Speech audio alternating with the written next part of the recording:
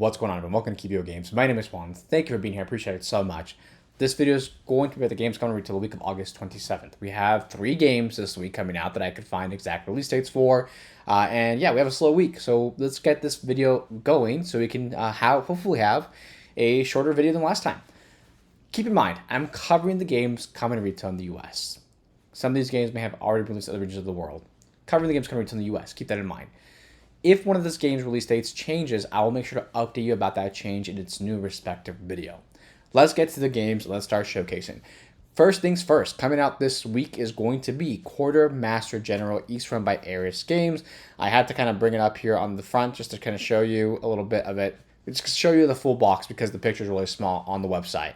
In this game was actually a game that made my top 10 games coming to retail this year.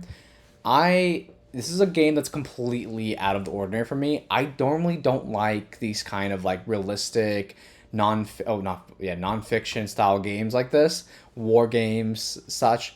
But this game really impressed me. It was just really, really, really weird, and it really opened up my horizons to like different games. It's a strategy game, a war strategy game, and in it you're going to be fighting over land. And you're doing so with your little ships and troops and stuff, which are represented by little wooden meeples. And you're going to have cards, and you're going to be playing as different countries in the war. I'm going to do a little broadness, be a little more broad about this, only because I feel like they're all good games. They're just all different. And East Front, of course, is going to be about the war on the East Front. I did not look into the history about this at all, so I'm just going to go over the game. You're going to have a specific set amount of rounds to try to get a specific amount of points. You're going to try to get as many points as possible in those set of rounds. You can do so by controlling different capitals, and you see those little stars on like this little on the board here. You want to have control of those by having your troops on it. If you have someone else who invades and takes it over or removes you off of that with a specific card, then you no longer have control, so you won't get points. Points are scored at the end of every round. At the end of every turn, team's turn, and then it kind of scores continuously. So, they have control of the specific set of areas, they get points. So the gameplay kind of comes in with the cards. It's the card play that really got me. It's the strategy that comes with it. You're going to have cards, and you're going to either play face down, activate right away to do specific things. Some cards let you, the whole game is placed, your actions are done with cards. It's the whole game with cards. You're going to either attack with a war attack card, you're going to attack land or attack sea, sea being, of course, the navy or like the boats that are out there, or you're going to use those cards, and they're going to be like response cards, and you're going to play them face down. And when you play them face down, they're going to have an effect that there's going to be a specific situation that activates their effect. And that could be like, if this country invades this area and does this, activate this card. And when you activate the card, it's like it kind of like negates what their action is, or even goes as far as like destroying like their navy or their ship. I love that card play, and it was played, and it's usually played in teams, and there's some that are like 1v1v1. So all the Quartermaster General games can be kind of complemented by other ones for different play styles. So for example, the one I originally played, Quartermaster General World War II, it's a 3v3 style game. There's one that is Quartermaster General Cold War that is a 1v1v1 style game. And 3 people can play. And I think typically playing them at their max player count is the best way to play the games. That's what I recommend with these games typically.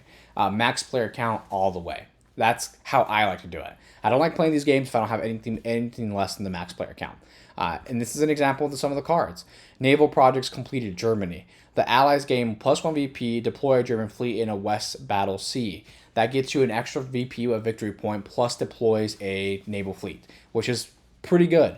These cards all do different things, and these cards are actually a little newer and have different effects on them, which is pretty interesting. I like the evolution of it. I hope the game series grows more. I wish I owned more of them. However, since I like playing them at their max player count, it's really difficult for me usually to play them at the max player count. So eventually I'll pick this one up only because I'm a fan of the games. This is going to be Quartermaster General East Front coming out this week by QVO Games. Coming up next, coming out September 1st, is going to be Pyramido. I'm trying really hard to say it in like Spanish. I don't know why, but Pyramido. In this game, you're going to be using like kind of the dominoes, I guess. They call them dominoes, look more like tiles to me, but they're dominoes, I guess. In this game, you're building a pyramid, and when you're building a pyramid, even around every time you build a level, you're going to score it. And you're building a pyramid, you're decorating it with jewels and such, and your whole thing is to gain as many points as possible by decorating your pyramid the best way possible with a little bit of pattern and tile placement going on. And if you notice that, you're going to see it here, and some great pictures as well that I'm going to show you. These are going to be your dominoes. They're going to be building up. And yeah, you want to basically place your tiles in a specific manner when you're building your pyramid, because when you build it, you're going to be scoring the levels. Once you get the 4th level down, you kind of just score up everything, add up your points, and whoever has the best decorated pyramid is the winner. There's a lot of coverage for this game already, so definitely be a smart consumer and look up and see if this game's for you. So far, it's a pretty straightforward game, multi-level scoring style game. You're getting points by placing tiles. That's kind of the gist of it. It's by Synapsis Game. I don't think I mentioned the fact that it's by Synapsis Games, and it comes out September 1st. Check this game out. Pyramido, there's a lot of coverage. Be a smart consumer. Look up some stuff for it and find out if it's for you. Coming up next, we're going to be covering Forbidden Jungle by Game Right, coming out on September 1st.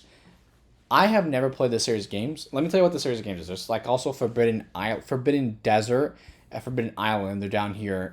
They're kind of like showing off the other ones. Forbidden Desert, Forbidden Island, and this is Forbidden Jungle.